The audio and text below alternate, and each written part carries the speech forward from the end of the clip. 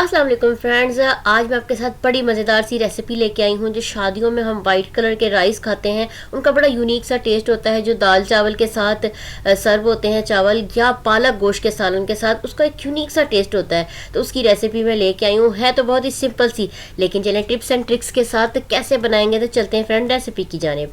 मैंने सबसे पहले एक पैन में ऑयल ऐड किया है। 3 से 4 टेबल स्पून मैंने ऑयल के ऐड किए हैं। आप घी भी यूज़ कर सकते हैं। इसमें मैंने साबुत गर्म मसाले शामिल किए हैं। जब गर्म मसालों में से खुशबू आने लगी तो मैं इसमें ऐड करने जा रही हूँ यखनी का। जी हाँ, चिकन की यखनी। मैंने 1 कप चिकन की यखनी ऐड की है और 2 कप मैं इसमें पानी शामिल कर रही हूँ, क्योंकि मैं 2 कप चावल यूज़ कर रही हूँ तो मैं 3 कप पानी यूज़ कर रही हूँ। जब मैंने इसमें नमक डाल दिया और नमक ऐड करने के बाद मैंने इसे पकने रख दिया। जब जैसे ही पानी को जोश आ गया तो मैंने इसमें 2 कप चावल जो को मैंने 40 मिनट मैंने भिगो के रखे थे वो मैंने शामिल कर दिए। एक दफ़ा मैंने इसे बस हिलाया है, जैसा कि आप देख रहे हैं। अच्छा, जब तक पानी इसका खुश्क होता है तो हम एक जो है इसका घोल सा तैयार करते हैं, जिसमें मैं शामिल कर रही हूँ थोड़ा सा मैंने केवड़ा वाटर शामिल किया है दूध में, और थोड़ा सा मैंने ज़र्दे का रंग शामिल किया है और इसे घोल लिया है।